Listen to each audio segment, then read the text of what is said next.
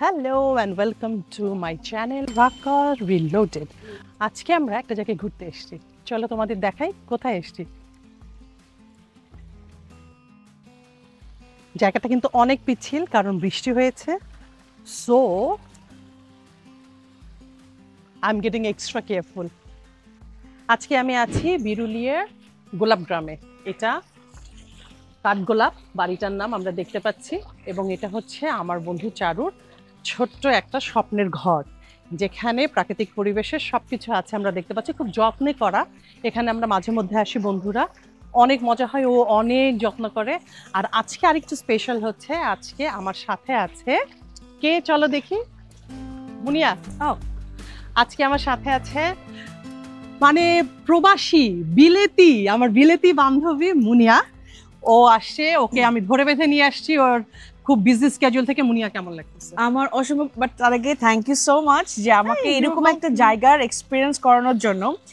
আমি ভাবছিলাম যে কেমন হবে ছবিতে দেখা আর একটা লাইফে এসে একটা এক্সপিরিয়েন্স করা অনেক ডিফারেন্ট।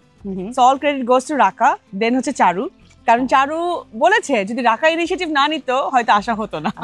না, আই এম ভেরি হ্যাপি যে ওকে আমি দেখাতে পারছি, এবং ও সবকিছু এত এনজয় করে। ওকে নিয়ে ঘোরা খুব আরাম এবং খুব মজা ওকে নিয়ে ঘোরা। আমরা আজকে কি কি করব? আমরা দেশীয় করব না, দেশীয় ফল খাবো। আমরা একটু বৃষ্টি হচ্ছে, তো বৃষ্টির নাম আমরা বৃষ্টিতে ভিজবো। পুরো শ্রাবণের ধারা, মানে আমার এই মাসটা তো রবীন্দ্রনাথের প্রয়াণ দিবস, শ্রাবণের এই ধারাটা আসলে সত্যি মানে একদম পারফেক্ট ওয়েদার, গরম নাই, এই জন্য আমরা কি করব না, এটা আমাদের প্রশ্ন করা উচিত, কি করব না।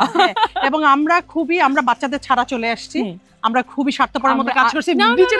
না না না, একটু মাঝে মাঝে সেলফ পাম্পারিং করা উচিত। আজকে আমরা যেহেতু বন্ধুরা আসছি, সো একদম ফেরত চলে গেছি চাইল্ডহুডে, একদম মানে ঝাঁপও দিতে পারি। আমরা খিচুড়ি খাবো, গরুর মাংস খাবো, আমরা সব দেখাবো।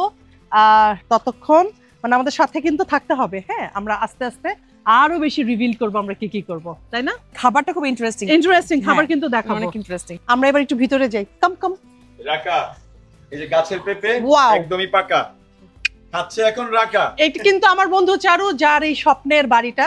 কোনো স্বপ্নের বাড়ি না, এটাকে দুষ্টামি করে, এটা সেটেরই অংশ। কাজ করি সেট নিয়ে, টেলিভিশনের সেট নিয়ে কাজ করি, এটা সেটেরই একটা অংশ।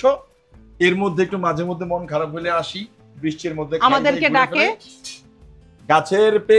গাছের পেঁপে পাকা খাচ্ছে এখন রাকা।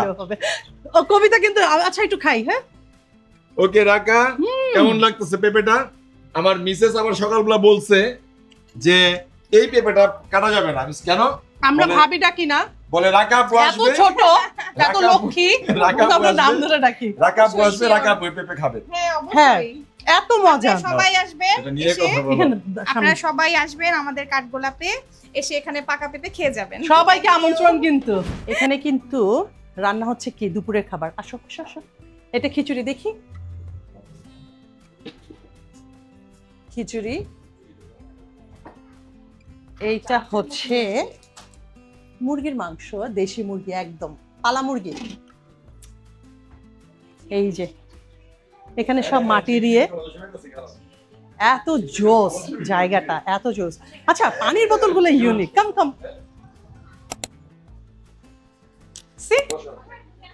পানির বোতলগুলো।